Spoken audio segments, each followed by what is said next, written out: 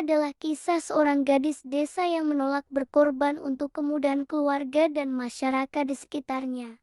Bahkan emas dan kemakmuran dunia ia lewatkan. Akhirnya tidak ada yang menyangkanya. Inilah kisah Sari, seorang gadis cantik dari desa. Simak dan tonton untuk mengetahui rahasia di baliknya. Pagi itu, desa belum sepenuhnya bangun, tapi rumah pengantin sudah dipenuhi orang. Tidak ada yang tertawa, tidak ada ucapan selamat. Yang terdengar hanya suara bisik-bisik, pelan, saling tumpang tindih.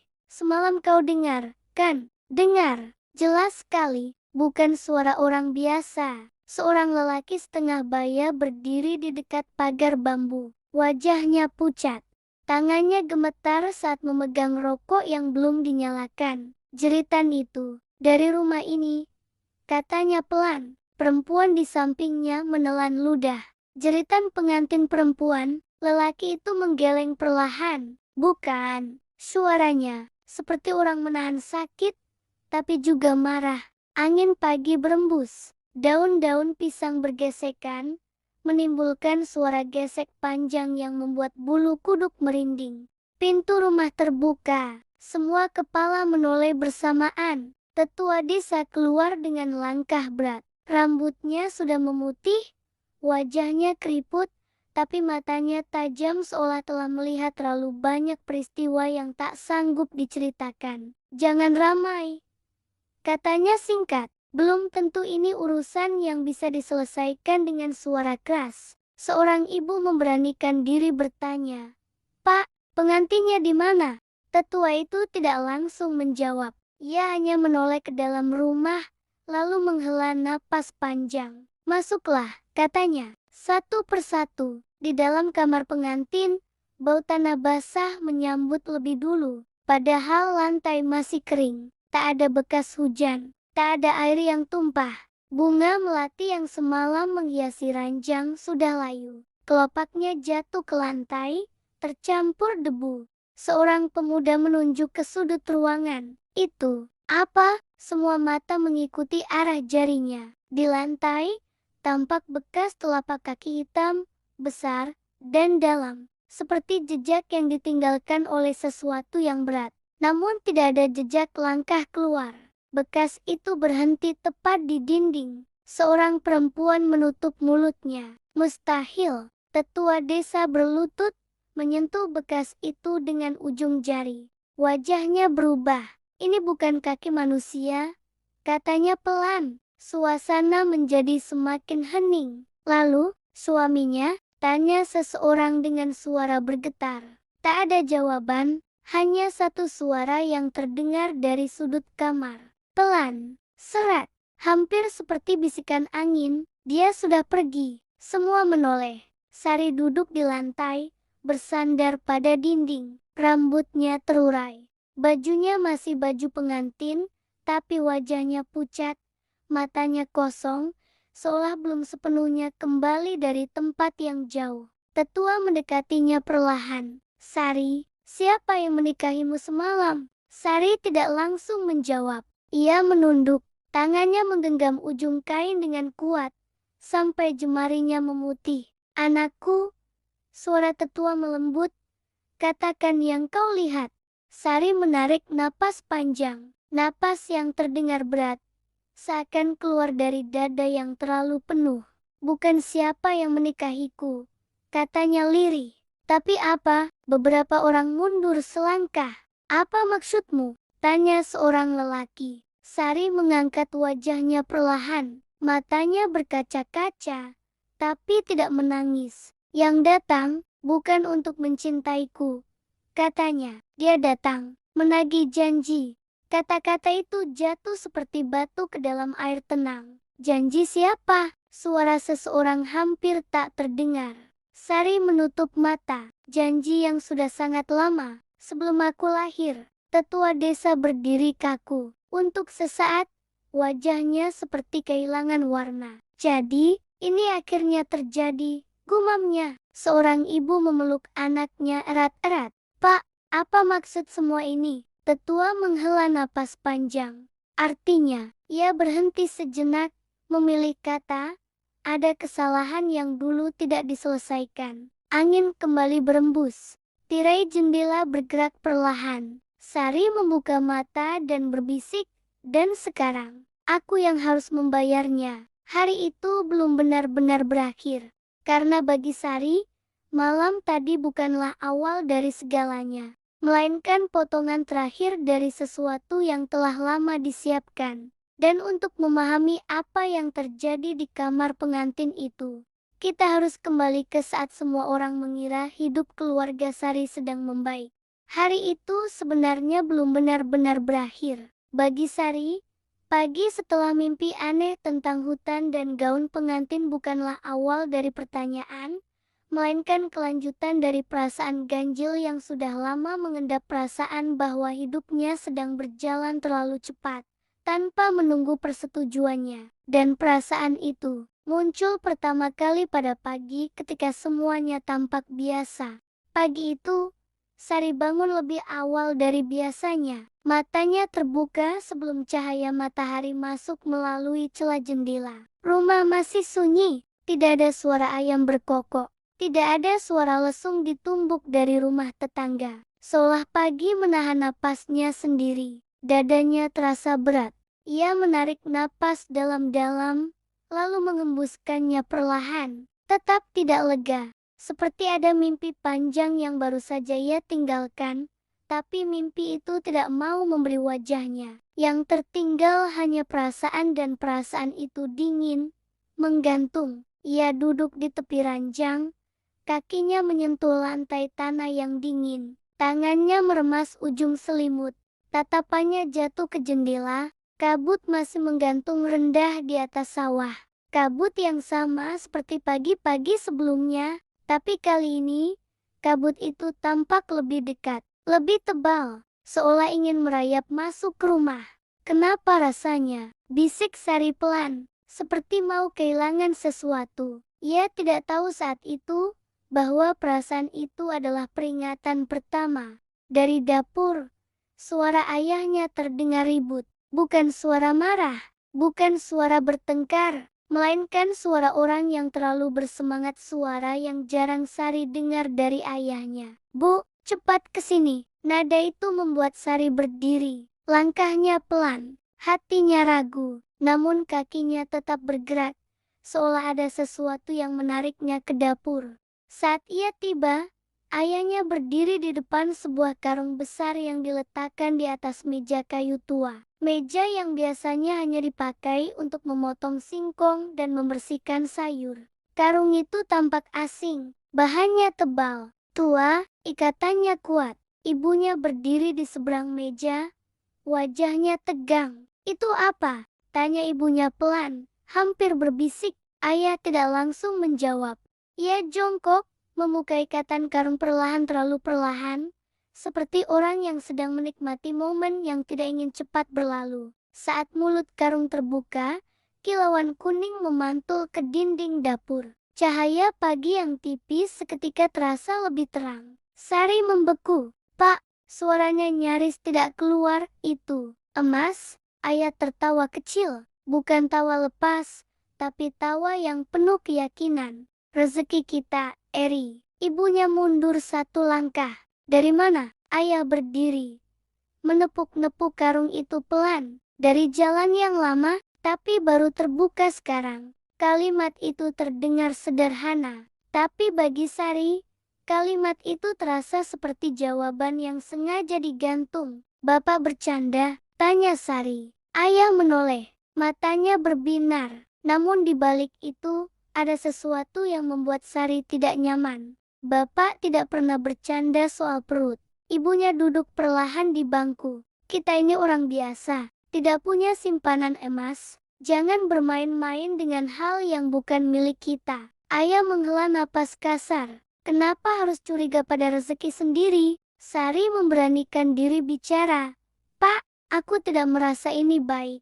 Ayah berhenti bicara. Untuk sesaat, dapur terasa sangat sunyi. Lalu ayah berkata dengan suara lebih rendah, "Kau belum tahu apa-apa, Sari." Kalimat itu seperti pintu yang ditutup dari dalam.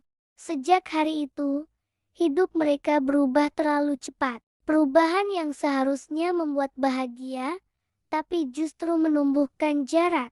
Sawah yang biasanya kering mendadak hijau. Padi tumbuh rapat, seragam. Tidak ada hama, tidak ada gagal panen. Hujan datang tepat waktu. Matahari tidak terlalu terik. Semua terlalu sempurna. Tetangga mulai sering datang. Pakai pupuk apa sekarang? Bibitnya dari mana? Kok bisa serapi ini? Ayah Sari hanya tersenyum. Kerja keras. Padahal Sari tahu, ayahnya semakin jarang turun ke sawah. Ia lebih sering duduk di rumah, menghitung, mencatat, dan pergi malam-malam tanpa bicara. Disitulah Sari mulai mengerti satu hal, kemudahan yang tidak dibarengi usaha sering menyimpan tuntutan. Gosip mulai beredar. Ada yang iri, ada yang curiga, ada yang hanya berbisik di balik pagar. Sari mendengarnya saat ke sumur. Katanya dapat pesugihan. Ah, mana mungkin? Zaman sekarang, apa sih yang tidak mungkin? Sari pulang dengan langkah cepat. Malam itu, ayah dan ibu bertengkar pelan. Kau berubah, kata ibunya. Kau juga terlalu takut, jawab ayah. Sari mendengarkan dari balik pintu, dan untuk pertama kalinya ia merasa rumahnya tidak lagi utuh. Suatu sore, ibunya memanggil Sari ke kamar. Duduk, katanya. Sari duduk di sampingnya. Ibunya menggenggam tangan Sari erat. Rezeki yang baik itu menenangkan. Tapi sejak emas itu datang, ibu tidak bisa tidur. Sari menunduk. Aku juga, Bu. Ibunya menatap mata Sari. Kalau suatu hari hidupmu terasa bukan milikmu sendiri, dengarkan hatimu. Jangan matikan nurani hanya karena hidup terasa mudah. Nasihat itu sederhana, tapi kelak, nasihat itulah yang menjaga Sari tetap manusia. Malam ketiga datang dengan udara yang lebih dingin. Ketukan terdengar di pintu. Tok, tok, tok.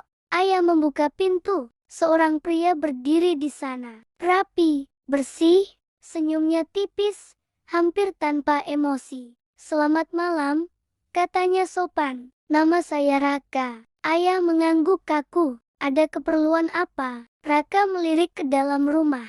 Saya datang untuk sesuatu yang pernah dijanjikan. Ayah menelan ludah. Maaf, kami tidak menjanjikan apapun. Raka tersenyum. Bukan Anda? Sari yang berdiri di balik pintu merasakan dadanya mengencang. Raka menoleh padanya. Tatapan itu terlalu lama. Bukan tatapan orang asing, lebih seperti orang yang sedang menagih sesuatu. Kau Sari, katanya pelan. Waktu mempertemukan kita. Kita belum saling kenal, jawab Sari singkat. Raka mengangguk. Benar, tapi kita terikat. Ibunya melangkah maju. Silakan pulang. Sudah malam, Raka menunduk hormat. Saya akan kembali, dengan cara yang baik. Ia pergi, saat bayangannya hilang di tikungan. Ayam-ayam berkokok keras padahal malam masih dalam. Dan Sari tahu, ini baru permulaan. Malam itu, Sari bermimpi. Ia berdiri di tepi hutan, memakai baju pengantin, sendirian. Tanah lembab, udara berat. Dari balik pepohonan, suara berat berbisik, janji tidak pernah mati. Sari terbangun dengan napas tersengal. Di luar, angin bertiup dingin, dan untuk pertama kalinya, Sari menyadari satu hal penting. Rezeki yang datang tanpa izin sering meminta bayaran tanpa ampun. Tidak ada yang berubah secara kasat mata pagi itu. Matahari tetap terbit dari balik bukit. Sawah tetap hijau. Udara desa masih berbau tanah basah dan jerami. Namun Sari merasakan sesuatu yang berbeda, bukan di langit, bukan di tanah, melainkan di cara orang memandangnya. Tatapan-tatapan itu tidak lagi biasa. Sari berjalan ke sumur seperti biasanya. Ember di tangannya terasa lebih berat dari biasanya, meski isinya masih kosong. Saat ia tiba, dua perempuan yang sedang menimba air tiba-tiba berhenti bicara. Sunyi. Sari tersenyum sopan. Pagi, Bu. Pagi, jawab salah satunya cepat, lalu menunduk. Yang satunya berdehem, airnya lagi keruh ya sekarang. Sari mengangguk pelan, meski tahu air itu jernih seperti biasa. Saat ia mulai menimba, bisikan terdengar tidak keras, tapi cukup dekat. Itu anaknya. Ya, katanya yang sering diliatin orang malam-malam. Ah, jangan sembarang ngomong. Tangan Sari bergetar. Ember hampir terlepas. Ia pura-pura tidak mendengar, menarik embernya, lalu berjalan pulang tanpa menoleh. Dadanya terasa panas, bukan karena marah, tapi karena takut yang belum punya bentuk. Di rumah, ibunya sedang menyapu halaman. "Bu," panggil Sari pelan. Ibunya menoleh. "Kau dari sumur?" Sari mengangguk. "Orang-orang, aneh." Ibunya terdiam sejenak, lalu berkata pelan, "Bukan mereka yang berubah, Eri, tapi keadaan." Sari menelan ludah. "Keadaan kita?" Ibunya tidak menjawab. Jawaban itu lebih menakutkan daripada kepastian. Siang hari, Pak Lurah datang. Ayah menyambutnya di teras. Sari mengintip dari balik pintu. "Maaf kalau mengganggu," kata Pak Lurah sambil duduk. "Ada beberapa warga yang resah." Ayah tersenyum kaku. "Resah kenapa?" Pak Lurah melirik sekeliling. "Soal sawah, soal hasil panen, soal kabar-kabar." Ayah tertawa kecil. "Kabar apa?" "Kabar yang beredar kalau kemudahan tidak datang sendirian," jawab Pak Lurah hati-hati. Sari melihat ayahnya menghela napas panjang. "Kami tidak melakukan apa-apa," kata ayah. "Kami hanya bekerja." Pak Lurah mengangguk. "Saya percaya, tapi desa ini hidup dari cerita. Dan cerita yang tidak dijelaskan akan tumbuh liar." Kalimat itu seperti peringatan. Tidak ada tanda bahwa hari itu akan menjadi penentu. Langit tidak gelap, tidak ada burung jatuh, tidak ada angin besar. Desa bangun seperti biasa, pintu dibuka, air ditimba, api dinyalakan di dapur. Namun bagi Sari, pagi itu terasa seperti berdiri di ujung jurang yang belum ia lihat dasarnya. Ia duduk lama di tepi ranjang, memandangi kedua telapak tangannya sendiri. "Tangan ini," gumamnya pelan. "Apa benar harus menanggung sesuatu yang tidak pernah kupilih?" Ia teringat tatapan orang-orang di sumur. Bisik-bisik, tatapan yang tidak marah, tapi menimbang. Seolah hidupnya sedang dihitung sebagai kemungkinan. Ibunya masuk perlahan ke kamar. "Kau belum siap?" tanyanya lembut. Sari menoleh. "Bu, kalau aku salah memilih hari ini, apa desa ini akan memaafkanku?" Ibunya duduk di sampingnya. "Desa jarang memaafkan," katanya jujur. "Tapi itu bukan alasan untuk menyerahkan nurani." Sari menunduk. "Bagaimana kalau semua ini memang harus dibayar oleh satu orang?" Ibunya menggenggam bahu Sari. "Kalau satu orang selalu jadi tumbal, maka kesalahan akan terus diwariskan." Kalimat itu menancap lebih dalam daripada nasihat manapun. Ayah belum pulang sejak subuh. Sari tahu kemana ayahnya pergi. Ke hutan kecil di ujung desa, tempat yang selama ini dihindari, tapi juga diam-diam dihormati. Tempat orang datang ketika doa tidak lagi terdengar cukup tinggi. Menjelang siang, kentongan dipukul. Bukan tanda bahaya, bukan tanda kematian, tanda berkumpul. Warga bergerak menuju balai desa dengan langkah ragu. Tidak ada teriakan, tidak ada kepastian. Hanya perasaan bahwa sesuatu akan diucapkan, dan tidak bisa ditarik kembali. Sari berjalan di antara mereka, tidak ada yang menyapa, tidak ada yang mengusir. Itu lebih menyakitkan. Balai desa penuh. Pak Lurah berdiri di depan, wajahnya tegang. "Kita berkumpul," katanya akhirnya, "karena desa ini tidak bisa terus hidup di antara bisik-bisik." Seorang ibu menyela. "Yang kami mau cuma tenang." "Tenang dengan apa?" sahut seorang pria lain. "Dengan hasil panen melimpah atau dengan rasa takut?" Suasana mulai panas. Pak Lurah mengangkat tangan. "Tenang. Kita dengarkan semua." Sari berdiri di sudut. Jantungnya berdetak cepat, tapi pikirannya jernih. Ia tahu, jika ia diam sekarang, maka diam akan menjadi pilihannya selamanya. "Aku mau bicara." Semua menoleh. Sari melangkah ke tengah. "Aku tidak membawa bukti," katanya. "Aku tidak membawa jawaban yang menyenangkan." Beberapa orang mendengus. "Tapi aku membawa satu hal," lanjut Sari, "kesediaan untuk jujur." Sunyi. "Sejak kemudahan datang," katanya, "kita semua berubah. Kita berhenti bertanya, karena takut jawabannya. Seorang pria tua berdiri. Kalau kau tahu sesuatu, katakan. Sari menelan ludah. Aku tahu, kemudahan ini bukan datang tanpa syarat. Riuh. Jadi benar. Katanya ada perjanjian, pesugihan. Ayah Sari masuk ke balai desa saat itu. Wajahnya kotor, matanya merah. Aku yang membuat kalian resah, katanya keras. Aku yang menerima tanpa berpikir panjang. Ia berlutut, dan aku siap menanggung akibatnya. Ibunya menjerit pelan. Sampai kapan kau mau menebus sendirian? Udara berubah. Angin masuk dari jendela terbuka. Dan di antara kerumunan, Raka berdiri. Tidak muncul tiba-tiba, ia sudah ada. Seolah sejak awal, ia hanya menunggu kata yang tepat diucapkan. Kesalahan jarang dibuat sendirian, kata Raka tenang. Dan jarang pula ditanggung sendirian. Desa gemetar. Siapa kau sebenarnya? Tanya Pak Lurah. Aku penjaga janji, jawab Raka. Dan saksi pilihan. Perdebatan pecah. Kalau kemudahan diambil, kita sengsara. Lebih baik satu orang dikorbankan daripada semua. Ini desa, bukan pengadilan nurani. Sari berdiri di tengah suara-suara itu. Inilah titik paling berat. Ia melihat wajah-wajah yang dulu ramah. Ia melihat ketakutan yang disamarkan sebagai logika. Aku bisa pergi, kata Sari tiba-tiba. Sunyi, aku bisa menyerahkan diri. Lanjutnya, kalian dapat sawah.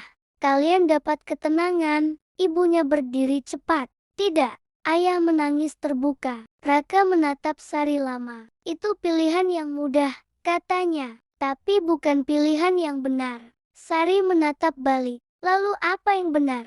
Raka melangkah maju. Janji leluhurmu dibuat karena takut, katanya. Takut miskin, takut kehilangan, takut hidup dengan batas. Ia menoleh ke warga. Kalian menikmati hasilnya, tapi kalian ingin harga dibayar oleh satu orang. Tidak ada yang menjawab. Jika hari ini kau menyerah, lanjut Raka pada Sari, janji itu hidup kembali. Anakmu kelak akan menanggung hal yang sama. Sari menutup mata. Ia melihat gambaran itu jelas. Rantai yang tidak pernah putus. Ia membuka mata. Aku tidak akan pergi, katanya pelan. Aku tidak akan menikah. Aku tidak akan jadi tumbal. Warga mulai ribut. Lalu apa maumu? Teriak seseorang. Sari mengangkat wajah. Aku memilih mengakhiri kemudahan yang tidak jujur. Ayah menatapnya. Itu berarti kita kembali dari nol. Sari mengangguk. Itu berarti kita hidup dari pilihan. Raka tersenyum bukan puas, tapi lega. Konsekuensinya berat, kata Raka. Tidak semua orang akan berterima kasih. Aku tahu, jawab Sari. Tapi aku lebih takut hidup tanpa memilih. Raka mengangguk. Angin berembus. Tidak ada kilat. Tidak ada teriakan. Hanya rasa berat yang perlahan dilepaskan. Hari-hari setelah itu keras. Sawah kembali biasa. Panen turun. Beberapa warga menyalahkan Sari terang-terangan. Karena kita susah. Harusnya dia saja yang pergi. Sari mendengar semua. Ia menangis. Ia ragu. Tapi ia tidak mundur. Ibunya memeluknya suatu malam. Keberanian jarang disambut tepuk tangan. Ayah bekerja lebih keras dari sebelumnya. Pelan-pelan, desa belajar lagi. Bekerja, gagal, bangkit. Suatu sore, Sari melihat Raka untuk terakhir kalinya. Ia berdiri di tepi hutan. Apakah ini sudah selesai? Tanya Sari. Janji itu selesai, jawab Raka. Tapi hidup selalu menuntut pilihan baru. Kalau suatu hari aku menyesal, Raka tersenyum. Itu tanda kau hidup dengan sadar. Angin berembus, hutan kembali sunyi, dan desa itu, meski tidak lagi mudah, menjadi jujur. Tidak ada perayaan setelah semuanya berakhir. Tidak ada syukuran, tidak ada doa bersama. Tidak ada tanda bahwa desa itu baru saja melewati sesuatu yang besar. Hidup berjalan lagi pelan, berat, dan jujur. Pagi-pagi tetap datang dengan kabut. Ayam tetap berkokok, sawah tetap harus ditanami, meski hasilnya tak lagi berlimpah. Namun ada satu hal yang berubah. Warga mulai bekerja tanpa berharap keajaiban. Sari kini sering turun ke sawah. Tangannya kasar, kukunya kotor, bajunya jarang bersih. Beberapa orang masih memalingkan wajah ketika berpapasan. Kalau bukan karena dia, hidup kita masih enak, bisik seseorang. Sari mendengarnya. Ia tidak membantah. Ia belajar satu hal, tidak semua kebenaran perlu dibelah dengan suara keras. Waktu berjalan, dan desa itu kembali menjadi desa biasa. Tidak ada lagi emas yang datang tanpa sebab. Tidak ada lagi bisikan tentang janji lama. Yang tersisa hanyalah tanah, keringat, dan pilihan-pilihan kecil yang harus diambil setiap hari. Sari tetap tinggal. Ia tidak menjadi tokoh besar. Tidak dikenang sebagai pahlawan. Sebagian orang bahkan masih menyalahkannya, namun ia menerima itu dengan tenang. Karena Sari tahu, tidak semua kebenaran akan disukai, tapi kebenaran tetap harus dijalani. Ayahnya bekerja lebih keras dari sebelumnya, bukan untuk menebus kesalahan, melainkan untuk memastikan kesalahan itu tidak terulang. Ibunya kembali tidur nyenyak, meski hidup mereka jauh dari kata mudah. Dan desa itu perlahan belajar kembali arti cukup. Bukan cukup karena diberi, melainkan cukup karena diusahakan. Kisah ini mengajarkan satu hal sederhana namun berat, bahwa kemudahan yang datang tanpa kejujuran selalu meminta bayaran, dan seringkali bayaran itu bukan harta, melainkan manusia. Sari memilih memutus rantai itu. Ia memilih hidup dengan kesadaran, meski harus berjalan lebih pelan. Dan dari pilihannya, lahirlah warisan yang paling penting, bukan kekayaan, bukan kemudahan, melainkan keberanian untuk berkata tidak pada ketakutan yang diwariskan. Karena pada akhirnya, yang membuat sebuah desa bertahan bukanlah emas, melainkan manusia yang berani bertanggung jawab atas pilihannya sendiri. Dari kisah ini, kita bisa menarik beberapa pelajaran penting. Pertama, kemudahan yang datang tanpa proses hampir selalu menyimpan konsekuensi. Ketika manusia tergoda jalan pintas, seringkali yang dikorbankan bukan hanya harta, tetapi nilai, hubungan, bahkan masa depan generasi berikutnya. Kedua, kesalahan tidak boleh diwariskan sebagai tradisi.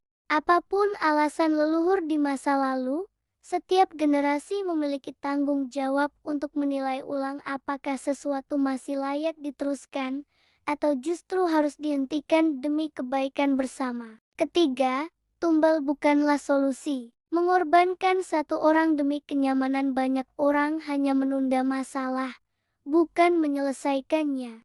Keadilan sejati tidak lahir dari ketakutan, melainkan dari keberanian menghadapi akibat pilihan sendiri. Keempat, keberanian memilih adalah bentuk tanggung jawab tertinggi. Sari tidak memilih jalan yang mudah, tetapi ia memilih jalan yang benar.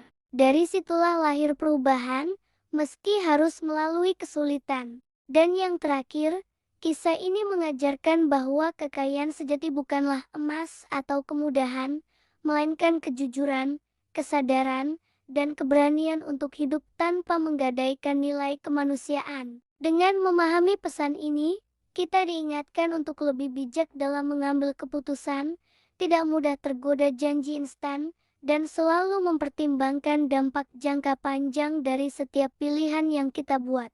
Terima kasih telah menonton sampai akhir. Jangan lupa like, komen, share, and subscribe. Sampai jumpa sahabat semua.